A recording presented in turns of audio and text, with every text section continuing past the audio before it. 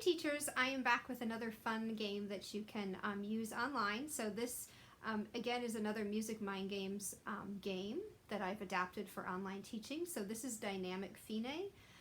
This is a dynamic game that you wouldn't use with absolute beginners, but you would use it with students that are now familiar with kind of the bulk of the dynamic symbols. So forte, fortissimo, that whole gamut, and also the crescendo, diminuendo, sorts of things. So this is used to, you could use the game to introduce those things, and you could also use it to reinforce or just review, especially if you have students who maybe are just, playing their music one dynamic level. This will really, in a fun way, this will reinforce the need for dynamic changes and sort of get them noticing those symbols again. So normally students would have these cards at home, and this would be an activity they would do on the floor. These use the music symbol cards. So again, you've got these sorts of dynamic symbols and then these changing dynamic symbols, I guess is what I will say. They are both from deck 1 of the music symbol cards, so the ones with the orange backs. But you could easily make your own just using index cards or cardstock. And it would be great too if students wanted to make their own. They could do this activity at home with you. I'm doing it on the board. I find that when I do these activities, I always have students watching the screen and sort of doing them with me on the board, and then I have them use their own supplies during the week if they want to reinforce that activity.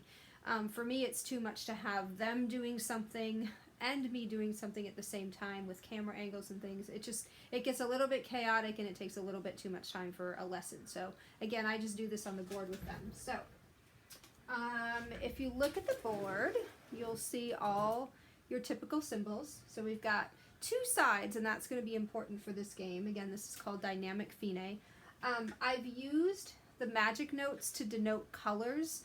So if they want to choose a card but can't remember the name for it or unsure of the name, it just takes down that communication barrier. So they can say, I want the blue one from this side, or I want the red one from this side. So it's just another way to communicate. So they don't feel too much like it's a test in the beginning. So you have to start from this side. So I would just say pick a color. And maybe they'll pick mezzo forte. They'll say, oh, the pink one, or they might say mezzo forte. That's fine too. And I would just put that down, and this takes a good amount of the board. So then they have to pick one from this side. So maybe they pick decrescendo. And again, what they're learning here are the relationship of crescendo, decrescendo, diminuendo, the relationship of those to these. So there's more than one way, of course, to put these in order. And then they would come maybe over here and choose this one. So I'll just kind of go through this. Oops. And then let's see. Ooh, maybe we'll do this. And they would come back here. Now, maybe they decide to choose this one. And they go back up here. Oh, wait a minute. That doesn't work. So they realize that this one has to go back. And then maybe they'll choose this one and go to here. And then this one, oops, and go to here, running out of room here, pardon me. And then the last one, and then this one over here. So hopefully, yeah, you can see all of that. So you might want to squish them together a little bit. So, and then you just want to check to make sure that it's accurate, that it reads accurately. So you can kind of check through and make sure everything looks good and everything appears to be fine. So there's a couple of different ways now that you can read this together. You can use just the actual names for the symbols. So mezzo forte, mezzo piano, fortissimo, pianissimo, forte, piano. So you can read through it that way. You could do call and response if there's some that are unfamiliar. But another fun thing to do is, I had a teacher, so this is inspired Actually, not a teacher. I went to a workshop, and it was ages ago, and I don't even remember who it was, so I apologize. I can't give credit to that person.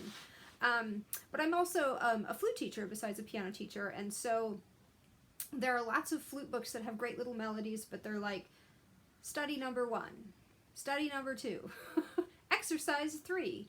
So for young students, those kinds of things aren't as engaging as descriptive titles. So what this particular person mentioned in the workshop is that she would have the student pick an adjective, and then the teacher would pick a noun. So maybe like the silly goat or something, and then trying to make the music sound that way. So the next way that you can do these was inspired by that idea, to try to make things a little bit silly and bring some animation to the lesson. So I would hold up some cards.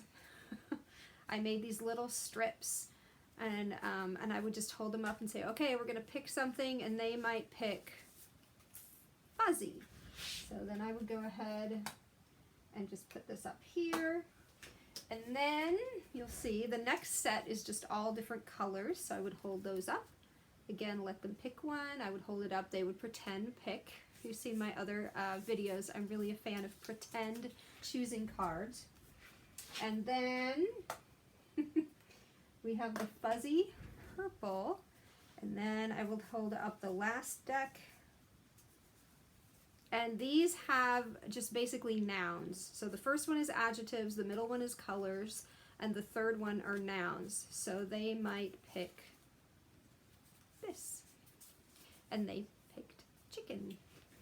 So we have the fuzzy purple chicken. So that's already silly, right? That's the whole goal of this, is that you get something silly. So then, fuzzy purple chicken. Purple chicken. So you could do that as well, and that's kind of fun. So especially for younger students who might be doing these symbols, that makes it more memorable than just saying the words. And of course you want them to know the words as well, so it's good to do that as well. So that is Dynamic Fine with a little bit of a twist. So I hope that that is a fun game for you to do in your online lessons that makes you all laugh. Have a great day. Happy teaching. Bye-bye.